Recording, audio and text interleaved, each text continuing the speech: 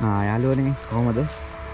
අද අපි ආවා මම මගේ ජීවිතේ පළවෙනිම අත්දැකීම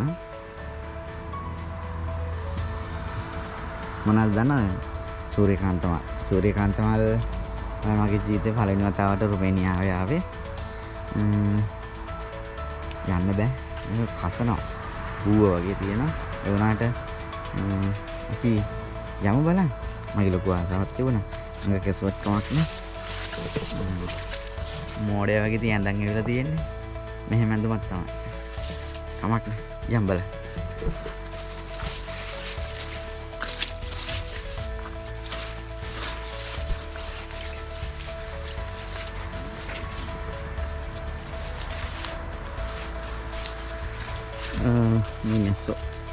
මිනිස්සු දන්නේ නැහැ.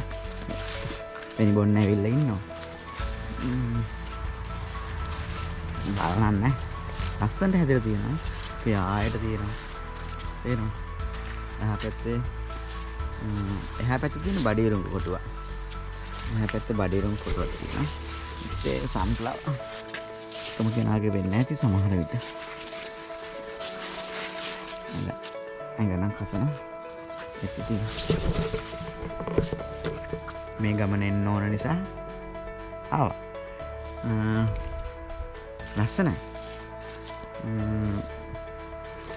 ලස්සනම තැනකට ආවේ ජීවිතේ.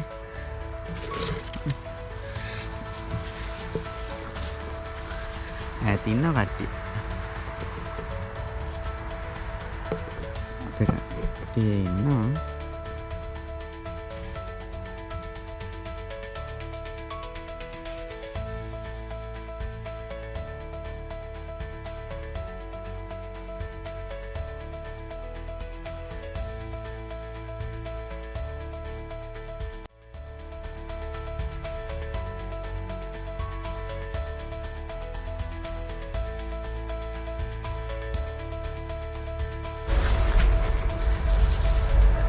යාව ඉතින් ඇතුළට එන්න ඕන බලන්න.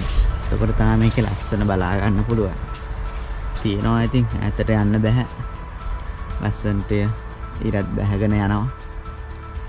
අහසත් නිල් පාටට වෙලා එක පැත්තක් තනින් සුදු වලාකුළු